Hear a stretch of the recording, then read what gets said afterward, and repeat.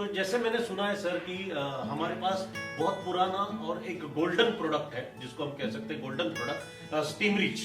तो मुझे थोड़ा सा ये बताइए कि ये प्रोडक्ट हम मतलब फसल के लिए क्यों जरूरी है, और इसके साथ साथ इसका इस्तेमाल करने से उत्पादन किस तरीके से बढ़ाने में ये फायदेमंद साबित होता है, इसके बारे में थोड़ा सा हमारे किसान भाइयों को। जैसे आपने बोला कि स्टीम रिच हमारा गोल्डन प्रोडक्ट है, सच में पिछले 17 साल से मार्केट में बहुत अच्छी तरह से ये प्रोडक्ट धमाका कर रहा है। मतलब हाँ, जो किसान ये स्टीम रिच प्रोडक्ट इस्तेमाल कर रहा है उसका उत्पाद 101% बढ़ रहा है। तो इस स्टीम रिच प्रोडक्ट ये प्लांट ग्रोथ प्रमोटर कैटेगरी में आता है। मतलब समझो किसान को अगर उत्पाद बढ़ाना है तो आप स्टीम रिच का इस्तेमाल कर सकते हो, हर एक फसल के लिए आप इसका इस्तेमाल कर सकते हो। अब ये प्रोडक्ट का फॉर्मुलेशन क्या है, किस टेक्नोलॉजी के माध्यम से ये प्रोडक्ट बना है। तो सबसे पहले इसमें जो की इंग्रेडिएंट है, इसमें अमीनो एसिड्स है, फॉलिक एसिड है, फॉल्विक एसिड है, ह्यूमिक एसिड है, सीवीड एक्सट्रैक्शन बेस है, और इसमें अलग अलग एंजाइम जैसे कि ऑक्सिन्स और साइटोकिनिन जैसे अलग अलग प्लांट फाइटोहॉर्मोन्स भी है। तो ये जो की इंग्रेडिएंट्स है इसका एक बहुत महत्वपूर्ण फंक्शन रहता है, बहुत महत्वपूर्ण कार्य प्रणाली रहता है। वो वनस्पति का चयापचय क्रिया जो रहता है, प्लांट मेटाबॉलिक रेट वो बढ़ाने में मदद करता है, और वनस्पति के हर एक वृद्धि के अंग में, हर एक विकास के स्तर पर ये उसका वृद्धि सुनिश्चित करने का ये काम ये इंग्रेडिएंट्स करते हैं। अभी देखो, जब फसल का उत्पाद बढ़ाने की बात आती है तो इससे बहुत इंपॉर्टेंट फैक्टर ये है कि आप कौन से अवस्था में क्या कर रहे हो। मतलब आपको अगर उत्पाद बढ़ाना है तो वनस्पति की फसल की ग्रोथ स्टेजेस को समझना बहुत जरूरी है, और आपको जो कुछ करना है वो ग्रोथ स्टेज को नजर में रखते हुए ही आपको करना है। जैसे कि जर्मिनेशन, बीजांकुरण एक ग्रोथ स्टेज रहता है, उसके बाद 3 से 5 पत्ते के ऊपर अपना छोटा पौधा होता है, वो ग्रोथ स्टेज रहता है। उसके बाद शाखाओं का विकास जो होता है वो दूसरा ग्रोथ स्टेज रहता है। फ्लावरिंग स्टेज एक दूसरा ग्रोथ स्टेज है। उसके बाद फ्रूट फिलिंग या ग्रेन फ्रूट फॉर्मेशन और ग्रेन फिलिंग ये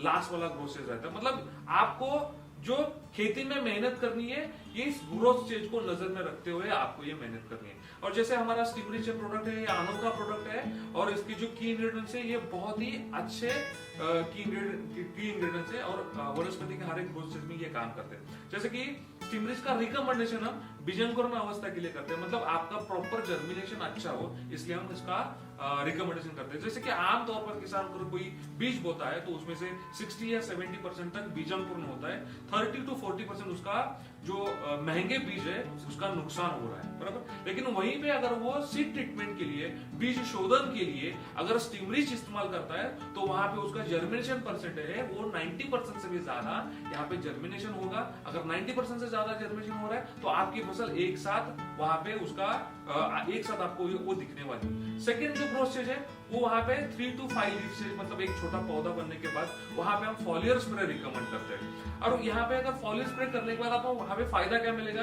तो सबसे पहला फायदा ये होगा कि रूट डेवलपमेंट अच्छे से होगी। अभी रूट जो रहते हैं, मूलियां जो रहती है वो 2 प्रकार की रहती है। एक जो रहती है शॉर्ट मूली रहती है, वो नीचे नीचे जाके वनस्पति को आधार देने का और पानी खींचने का काम करती है, और दूसरी जो रहती है तंतु में मूलियां, उसको व्हाइट रूट्स बोलते हैं। और ये व्हाइट रूट जो रहते हैं जमीन के ऊपरी स्तर में जितने भी अन्न घटक है उसका शोषण करने का काम ये व्हाइट रूट्स करते हैं। और इस अवस्था में अगर हम बायोफिट स्टीम रिच का फॉलियर स्प्रे ले, छिड़काव ले, तो यहाँ पे मूलियों का विकास बहुत अच्छे से होता है, और वो अच्छे से जमीन के अंदर जो पानी है, जमीन के अंदर जो मूलभूत अन्न घटक है उसका शोषण अच्छे से होगा, और पौधा बहुत जल्दी बड़ा हो जाएगा। Second foliar spray, second growth stage जो है वो है शाखाओं का विकास जब होता है उस टाइम पे वेजिटेटिव ग्रोथ स्टेज। अभी देखो, कोई भी फसल है अगर उसका वेजिटेटिव ग्रोथ अच्छा है, उसकी शाखाएं अच्छी है, पत्तों का साइज अच्छा है, तो ये वो ज्यादा मात्रा में ऊर्जा निर्माण कर सकता है, अन्न निर्मित वहां पे कर सकता है। और इस अवस्था में हम स्टीम रिच का सेकेंड फॉलियर स्प्रे यहाँ पे हम रिकमेंड करते हैं। यहाँ पे सेकेंड फॉलियर स्प्रे लेने के बाद होता क्या है, शाखाओं के विकास प्रॉपर हो जाएगा, और वो आपकी जो फसल है वो मजबूत और तंदुरुस्त बन जाएगी, और अगले जो आने वाला जो फ्लावरिंग स्टेज है उसके लिए एकदम सशक्त बन जाएगी। थर्ड जो फॉलियर स्प्रे है वो रिकमेंड करते हैं फ्लावरिंग स्टेज में, मतलब फूल निकलने वाली अवस्था। अभी ज्यादातर होता है कैसे कि फूल फ्लावरिंग स्टेज जो है वहां पे 2 तरीके से फ्लावर ड्रॉप हो जाते हैं, मतलब फूलों का गिरना, ये प्रॉब्लम रहता है क्या वहां पे रहता है, होता है। एक नेचुरल रूप से होता है और दूसरा होता है वनस्पति के अंदर हार्मोन्स अगर ऊपर नीचे हो गए, मतलब ऑक्सिन नाम का जो हार्मोन है उसका लेवल अगर कम हुआ तो फ्लावर ड्रॉप ऑटोमेटिकली हो जाता है। अगर आपके फसल के ऊपर फूल कम है तो आपको उत्पाद भी कम मिलेगा। तो यहाँ पे जो महत्वपूर्ण अवस्था है, यहाँ पे आपको स्टीमरिच का फॉलियर स्प्रे लेना है। आप यहाँ पे फ्लावरिंग स्टेज में अगर स्टीमरिच का फॉलियर स्प्रे लेते हो तो यहाँ पे आपका फ्लावर ड्रॉप है वो कम हो जाएगा, ज्यादा से ज्यादा फूल आपके फसल के ऊपर रहेंगे, और ज्यादा फूल अगर रहते हैं तो ही उत्पाद करने में आपको मदद हो सकती है। और फोर्थ जो फॉलियर स्प्रे जो है, हम वो फोर्थ ग्रोथ स्टेज, जैसे कि हम बोलते हैं कि फ्रूट फॉर्मेशन, मतलब फूल का फल में रूपांतर हो रहा है, या ग्रेन फिलिंग स्टेज, दाने भरने की अवस्था, ये लास्ट वाला स्टेज रहता है, वहां पे हम स्टीमरिच का फोर्थ फॉलियर स्प्रे अपन रिकमेंड करते हैं। बराबर। अभी यहाँ पे फोर्थ स्प्रे लेने के बाद फायदा क्या होगा, बेनिफिट क्या मिलेंगे? तो सबसे पहले जो दाने का आकार जो है वो बढ़ेगा, उसकी संख्या बढ़ेगी। उसके साथ साथ अगर आपका सब्जी है या फल है तो वहां पे उसका शेल्फ लाइफ बढ़ने वाला है, उसका आकार बढ़ने वाला है, उसकी खाल का जो ऊपर का शाइनिंग रहता है वो शाइनिंग अच्छा आएगा। मार्केट में आपको बाकी के किसानों से बेहतर भाव यहाँ पे मिल सकता है, मतलब क्वालिटी अच्छी होगी। तो यहाँ पे अगर आप स्टीमरिच वनस्पति का हर एक विकास के अंग में सही मात्रा में और सही समय में अगर इस्तेमाल करते हो तो आपका उत्पाद 20 से लेकर 30% तक यहाँ पे आपका उत्पाद यहाँ पे बढ़ सकता है और किसानों का मुनाफा यहाँ पे बढ़ सकता है। तो सच में ये गोल्डन प्रोडक्ट है क्या? सच में ये गोल्डन प्रोडक्ट है, और बहुत सारे किसानों ने इस प्रोडक्ट को सराहा है। सही है, मतलब ये टेक्निकली बहुत ही स्ट्रॉन्ग प्रोडक्ट नेटसप ने दिया है 100%। और इसी के लिए हम कह सकते हैं कि ये सही में गोल्डन प्रोडक्ट है स्टीमरिच, जो पिछले 17 सालों से हमारे किसान भाई इस्तेमाल कर रहे हैं। सर, इसी से जुड़ा हुआ और एक सिंपल सवाल हमारे किसानों के मन में होता है कि ये प्रोडक्ट का इस्तेमाल हम कब, कैसे और किन प्रकार की फसलों के ऊपर इसका इस्तेमाल हम कर सकते हैं? बिल्कुल सही है। जैसे कि आपने पूछा कि इस प्रोडक्ट का इस्तेमाल हमें कब करना चाहिए, तो अमित सर ने जो हमें अभी बताया कि जो किसी भी फसल की 4 क्रिटिकल ग्रोथ स्टेजेस होती है, जर्मिनेशन और उसकी 4 अलग क्रिटिकल ग्रोथ स्टेजेस होती है। तो सबसे पहले जो इस्तेमाल अमित सर ने हमें बताया उस तरीके से हमें पहले करना है उसको बीजांकुरण के लिए। तो बीज शोधन के लिए हमें स्टीमरिच का इस्तेमाल करना है, जिसमें आपको 1 लीटर पानी में 5 ml स्टीमरिच का घोल बनाना है, और इसमें हमारे जो बीज है उनको हमें भिगोना है कुछ समय के लिए, और उसके बाद उसे आधा से 1 घंटे तक छांव में सुखाना है, और फिर हम उसको अपने खेती में लगाने के लिए यूज कर सकते हैं। ये मैं बात कर रहा हूँ ऐसे बीजों की जिनका बाहरी आवरण जो है वो थोड़ा सा कठिन होता है।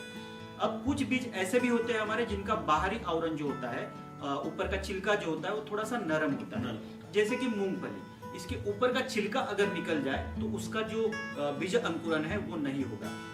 तो ऐसे बीजों में क्या करना है, तो हमें स्टीमरिच का घोल बनाना है, द्रावण बनाना है, और इसे ऐसे बीजों के ऊपर उसका छिड़काव करना है। हमारा उद्देश्य ये है कि उसके सभी तरफ, बीजों के सभी तरफ स्टीमरिच का जो द्रावण है वो लग जाए, ताकि स्टीमरिच में जो मौजूदा घटक है उनकी वजह से बीजों की जो डॉर्मेंसी होती है, सुप्तावस्था होती है, वो ब्रेक होके जर्मिनेशन ज्यादा अच्छी तरीके से निकल आए। कुछ बीज ऐसे होते हैं जिनके हम पौधे लगाते हैं, तो अगर हम पौधे लगा रहे हैं हमारे फसल में, तो ऐसे पौधों के जो जड़ें होती है उनको इस स्टीमरिच के घोल में हमें डुबोना है कुछ समय के लिए, और उसके बाद हम अपने फसल में खेती में उसको लगाने के लिए यूज कर सकते हैं। तो ये हुआ पहला इस्तेमाल। उसके बाद दूसरा इस्तेमाल जो हमें करना है वो करना है छिड़काव के माध्यम से, स्प्रेइंग के माध्यम से। तो इस स्प्रेइंग के माध्यम से जब हम लोग यूज कर रहे हैं तो हमें 1 लीटर पानी में 1 ml, बस इतना ही स्टीमरिच हमें यूज करना है, क्योंकि जैसे सर ने बताया ये बहुत ही कॉन्सेंट्रेटेड प्रोडक्ट है। तो 15 लीटर का अगर आपका स्प्रे पंप है तो इसमें आपको केवल 15 ml स्टीमरिच जो है वो वहां पे बेहतर रिजल्ट के लिए लेना है। तो जब ये फसल 3 से 4 पत्ते के स्टेज पे आ जाती है, तो इस स्टेज पे हमें ये स्टीमरिच का पहला छिड़काव देना है। उसके बाद का दूसरा स्प्रे जो करना है, ये करना है हमें पहले स्प्रे के 15 से 20 दिन के बाद, क्योंकि जैसे सर ने बोला कि जब ये ग्रोथ स्टेज होती है, शाखाओं के विस्तार की अवस्था होती है, तो उसमें हमारा ये दूसरा स्प्रे होना बहुत जरूरी होता है। तो उसके बाद का जो तीसरा स्प्रे है हमारा, वो करना है हमें फ्लावरिंग स्टेज पे, मतलब यहाँ पे जब हमारे फसल पे फूलों का लगना स्टार्ट होता है, मतलब कलियां खिलना स्टार्ट होता है, उस स्टेज में हमारा तीसरा स्प्रे होना चाहिए।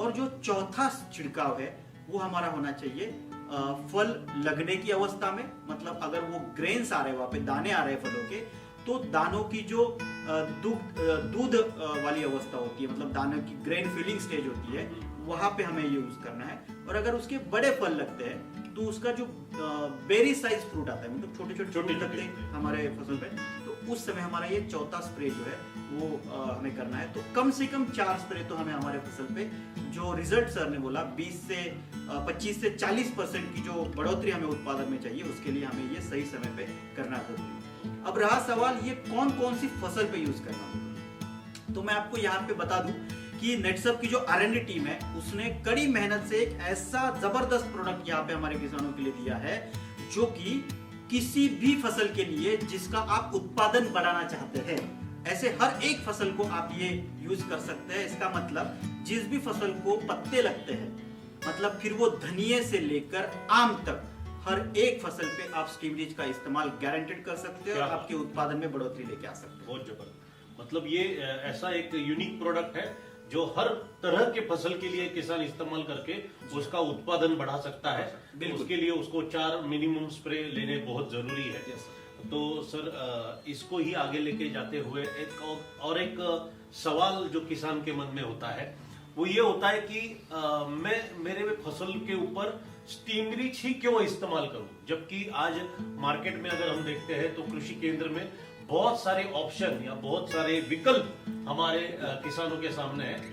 तो इस विकल्प से अच्छा ये नेटसप का स्टीम रिच क्यों है, इसके बारे में थोड़ा सा हमें बहुत ही अच्छा सवाल है। जैसे कि हर एक किसान की कोशिश यही रहती है कि उसका उत्पाद ज्यादा से ज्यादा निकले। सही है। और उत्पाद ज्यादा निकलने के लिए उसको फोकस करना पड़ता है वनस्पति के या फसल के ग्रोथ स्टेजेस के ऊपर। मतलब समझो कि यहाँ पे हम छोटा सा एग्जांपल लेते हैं, भूख लगने के बाद अगर मैं खाना खाता हूँ तो वो अच्छे से हजम हो जाता है, लेकिन मुझे भूख नहीं है फिर मैं खाना खाता हूँ तो वो बदहजमी हो जाती है, अपचन हो जाता है, गड़बड़ हो जाती है। फसल का भी वैसा है, वो भी लाइव प्लांट है, बराबर। तो वहां पे आपको उत्पाद बढ़ाने के लिए करना क्या है, उसके जो ग्रोथ स्टेज है, वृद्धि के अलग अलग जो स्तर है, उस टाइम पे ही आपको एग्रीकल्चर इनपुट इस्तेमाल करना जरूरी है, बराबर। और हमारा किसान का एक ही उद्देश्य ऐसा रहता है कि उत्पाद बढ़ना चाहिए, और उसी के पीछे दौड़ते वो अगर बाहर का मंडी में या कृषि सेवा केंद्र में उपलब्ध होने वाला प्रोडक्ट वहां पे अगर वो जाता है तो वहां पे वो बोलता है कि मेरा पौधा अभी छोटा है, बीज बोने के बाद एक 15-20 दिन है, अब अभी इसमें कौन सा प्रोडक्ट मैं इस्तेमाल करूं, तो वहां पे जो विक्रेता रहता है वो विक्रेता कोई दूसरा प्रोडक्ट उसको दे देता है। दूसरा, एक 15-20 दिन के बाद शाखाओं का विकास होना चाहिए, तो मुझे कुछ ना कुछ तो सलाह दो, वापस वो कोई दूसरा प्रोडक्ट उठा के लेके आता है।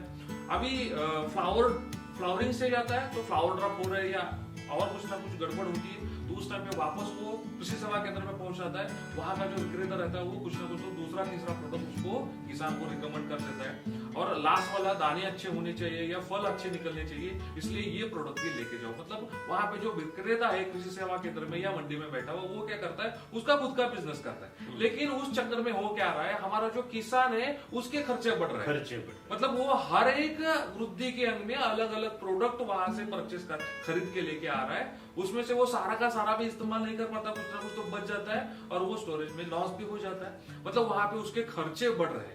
लेकिन यहाँ पे अगर हम स्टीम रिच को देखते हैं तो स्टीम रिच ये ऑल इन वन प्रोडक्ट है। स्टीम रिच की जो की इंग्रेडिएंट है वो वनस्पति की हर एक वृद्धि के स्तर पे ये बहुत ही अच्छा रोल निभाता है, बहुत ही अच्छा कार्य प्रणाली सुनिश्चित करते हैं। तो यहाँ पे ऑल इन वन वाला प्रोडक्ट ये स्टीम रिच ये इस्तेमाल करना चाहिए। दूसरा, अगर मैं एक थोड़ा सा एक और एग्जांपल मैं दूं, कॉस्ट इफेक्टिव ये कैसा है। अभी देखो, स्टीम रिच का अगर एमआरपी हम देखते हैं तो लगभग 1700 रुपए लीटर तक जाता है, बराबर। और मार्केट में जो अवेलेबल प्रोडक्ट है उसका 1 लीटर का भाव 800 से लेके 1200 रुपए तक ये भाव रहता है, बराबर। तो यहाँ पे अगर डोसेज की अगर मात्रा हम देखते हैं कि किस तरीके से इस्तेमाल करना है, तो स्टीम रिच ये कॉन्सेंट्रेटेड होने के कारण 1 लीटर पानी के लिए 1 से 2 ml ये बहुत सफिशिएंट है, उससे ज्यादा डोज बढ़ाने की जरूरत नहीं है। लेकिन मार्केट में जो उपलब्ध जो टॉनिक है या मार्केट में केमिकल बेस्ड वाला जो प्रोडक्ट है ग्रोथ रेगुलेटर, तो उसकी मात्रा 3 से लेके 5 ml तक रहती है। मतलब यहाँ पे हो क्या रहा है, आप अगर स्टीम रिच इस्तेमाल करते हो तो यहाँ पे कंजम्पशन रेट कम है, बराबर, क्योंकि इसकी मात्रा क्या है 1 से 2 ml प्रति लीटर। अगर आप मार्केट वाला टॉनिक इस्तेमाल कर रहे हो तो वहां पे उसकी मात्रा 3 से 5 ml है, तो यहाँ पे कंजम्पशन ज्यादा हो रहा है, उपयोग ज्यादा हो रहा है। उस चक्कर में भी खर्चे अगर देखते हैं तो मार्केट का प्रोडक्ट इस्तेमाल करने के बाद खर्चे किसानों के बढ़ रहे हैं। दूसरी अगर बात देखते हैं, दूसरा पैरामीटर अगर हम देखते हैं तो स्टीम रिच ये प्रोडक्ट 100% ऑर्गेनिक और रेसिड्यू फ्री वाला अपना प्रोडक्ट है। मार्केट के जो टॉनिक रहता है, ग्रोथ रेगुलेटर रहता है, वो केमिकल बेस वाला रहता है। अगर आपका उत्पाद एक्सपोर्ट के लिए या भारत के किसी ऑर्गेनिक स्टोर के लिए अगर आप वो बेच रहे हो, तो वहां पे होगा क्या, वहां पे स्टीमरिच का इस्तेमाल वाला प्रोडक्ट है तो 101% एक्सेप्ट हो जाएगा क्योंकि रेसिड्यू फ्री है। अगर मार्केट में इस्तेमाल करने वाला प्रोडक्ट टॉनिक या ग्रोथ रेगुलेटर इस्तेमाल कर रहे हो, तो वहां पे रेसिड्यू मिलेंगे, वो प्रोडक्ट वहां पे आपका प्रोड्यूस रिजेक्ट हो सकता है। तो यहाँ पे ये मार्केट में जो अवेलेबल जितने भी विकल्प है, उससे अपना स्टीमरिच बहुत ज्यादा बेहतरीन और सुपीरियर हमारा प्रोडक्ट है, ये मैं दावे के साथ कह सकता हूँ। मतलब हमारे किसान भाइयों को ये समझना बहुत जरूरी है स्टीमरिच के बारे में कि बहुत सारे प्रोडक्ट का विकल्प इस्तेमाल करने से हमारा नेटसप का स्टीमरिच एक ही ऐसा एक यूनिक प्रोडक्ट है जो सारे प्रोडक्ट का अलग अलग प्रोडक्ट का काम करेगा। इससे खर्चा कम होगा, उत्पाद बढ़ेगा और साथ ही साथ जैसे आपने कहा कि ऑर्गेनिक फार्मिंग की ओर हम बढ़ेंगे। तो बहुत अच्छे तरीके से सर आपने इस प्रोडक्ट का विश्लेषण हमें किया। इसी को लेकर अगला सवाल मेरा ये है कि क्या हम स्टीमरिच का इस्तेमाल करते हुए जो कृषि में अन्य दवाइयों का इस्तेमाल करते हैं, तो इसके साथ हम स्टीमरिच का इस्तेमाल कर सकते हैं क्या? इसके बारे में थोड़ा सा। बिल्कुल सर, ये हमारे जो किसान भाई होते हैं उनका हमेशा ये सोचना होता है कि मैं अपना स्प्रे जो है उसका जो रिपीट स्प्रे है उसको मैं कैसे कम कर सकता हूँ। तो हमेशा ये चाहता है कि ज्यादा से ज्यादा प्रोडक्ट मैं एक साथ इस्तेमाल करूँ ताकि मेरे ज्यादा स्प्रे ना हो। लेकिन मैं थोड़ा सा आपको यहाँ पे ये अनुरोध करना चाहूंगा सारे किसानों से कि ये जो हमारा स्टीमरिच प्रोडक्ट है पिछले 17 सालों से हम मार्केट में दे रहे हैं, इसके रिजल्ट की पूरी गारंटी हमें है। तो लेकिन आप अगर इसके साथ कोई दूसरा प्रोडक्ट मिक्स करते हैं तो हम उस प्रोडक्ट के बारे में कुछ नहीं जानते। सही। तो हो सकता है इन दो प्रोडक्ट को एक साथ मिक्स करने के बाद उस दूसरे प्रोडक्ट्स की वजह से कुछ नुकसान हो जाए किसान का, लेकिन वो जो है हमारे प्रोडक्ट ये स्टीमरिच के ऊपर जो है उसका ब्लेम ना दे। इसलिए हम हमेशा चाहते हैं कि आप स्टीमरिच जो है वो अकेला प्रोडक्ट जो है आपके फसल की वृद्धि के लिए वहां पे इस्तेमाल करें। हाँ, अब हो सकता है इसको बायोफिट के जो अन्य प्रोडक्ट्स है उनके साथ एकत्रित मिक्स करके उसको यूज कर सकते हैं ताकि आपकी जो फसल की वृद्धि है वो आप यहाँ पे सुनिश्चित कर सके। तो मैं ये हमेशा यहाँ पे कहूंगा कि जितना हो सके आप इसको सिर्फ बायोफिट के प्रोडक्ट के साथ ही इस्तेमाल कीजिए ताकि इसके और बेहतरीन रिजल्ट आप यहाँ पे देख पाए। तो मतलब हमारे जो एक्सपर्ट है उनकी राय ये है कि इसका इस्तेमाल करते वक्त आप स्टीमरिच का इस्तेमाल ये किसी अन्य प्रोडक्ट के साथ बाहर के ना करें। अच्छे रिजल्ट्स अगर आपको चाहिए तो इसका इस्तेमाल आपको सिर्फ स्टीमरिच का अपने बायोफिट प्रोडक्ट के साथ करना जरूरी है। ओके सर, इसी स्टीमरिच को आगे लेते जाते हुए और एक मेरा सवाल आपसे है कि अगर किसी किसान का ये स्टीमरिच इस्तेमाल करते वक्त अगर उसकी मात्रा ज्यादा होती है स्प्रे में, तो क्या इससे कोई फसल पे नुकसान हो सकता है क्या? इसके बारे में हमारे किसान भाई को थोड़ा सा। बहुत ही अच्छा सवाल है। जैसे कि मैंने इसके पहले भी कहा है, स्टीमरिच सोल्यूशन कॉन्संट्रेटेड है। कॉन्संट्रेटेड मतलब ये कम मात्रा में इस्तेमाल करने के बाद ज्यादा से ज्यादा आपको बेनिफिट्स फायदे देने वाला है। जो हमारे R&D टीम है ना, वो R&D टीम ने अलग अलग ट्रायल्स लेके इसका एक स्टैंडर्ड डोज जो बनाया है वो 1 से 2 ml प्रति लीटर पानी, ये नेटसप का स्टीमरिच का ये स्टैंडर्ड डोज है। इससे अगर ज्यादा इस्तेमाल होता है, समझो कि कोई किसान ने लेबर को बोला कि ये प्रोडक्ट स्टीमरिच लेके जाओ और अपने खेत में इसका छिड़काव लेके आ, उससे गलती से अगर उसने 3 ml 4 ml 5 ml पर लीटर ऐसा अगर इस्तेमाल किया तो खेती का नुकसान कुछ नहीं होगा, ना ही फसल का कुछ नुकसान होगा, लेकिन उस किसान का थोड़ा बहुत खर्चा बढ़ सकता है। मतलब यहाँ पे नुकसान तो नहीं होगा लेकिन थोड़े किसान के खर्चे बढ़ सकते हैं। इसलिए नेटसप ने जो स्टैंडर्ड डोज रिकमेंड किया है 1 से 2 ml प्रति लीटर पानी, इस स्टैंडर्ड डोज को ये आप रिकमेंड करो और उसी मात्रा में आप इसका इस्तेमाल करो। ओके, ये स्टीमरिच का इस्तेमाल करते वक्त कोई सावधानियां बरतनी जरूरी है, इसके बारे में भी थोड़ा सा आप बताइए। बिल्कुल सर, एक्चुअली जब हम लोग स्टीमरिच ये प्रोडक्ट की बात करते हैं, जैसे सर ने बोला, ये पूरी तरीके से केमिकल फ्री प्रोडक्ट है। तो ये ऑर्गेनिक फार्मिंग को प्रमोट करता है, तो इसके इस्तेमाल करने से कोई नुकसान तो किसान का होने वाला नहीं है। तो कोई विशेष सावधान है, लेकिन हाँ मैं जरूर ये कहूंगा कि 2-3 चीजों का ध्यान रखना बहुत जरूरी है। सबसे पहली चीज ये ध्यान रखना जरूरी है कि आप जब भी स्टीमरिच यूज कर रहे हैं तो उसका इस्तेमाल करते समय आप जो स्प्रे पंप ले रहे हैं उसको पहले अच्छे से धो लीजिए, ताकि उसमें अगर आपने कोई दूसरा केमिकल यूज किया है इससे पहले, या शायद कोई कीटकनाशक यूज किया है, या शायद कोई वीडीसाइड आपने खरपतवार नाशक यूज किया है, तो उसके जो अगर कोई रेसिड्यू उसमें बचे हुए हैं तो उसके वजह से कोई नुकसान आपका ना हो, तो पंप को अच्छे से धो लीजिए। दूसरा मैं यहाँ पे ये बताना चाहूंगा कि जब भी आप स्टीम रिच का स्प्रे कर रहे हैं, तो जैसे सर ने बोला स्टीम रिच के स्प्रे करने के बाद उसकी जो मेटाबॉलिक प्रोसेस है उसमें बढ़ोतरी आते हैं। तो ये मेटाबॉलिक प्रोसेस में बढ़ोतरी आते वक्त किसी भी फसल को उसके अंदर पानी की जो मात्रा है वो अच्छी होनी बहुत जरूरी होती है।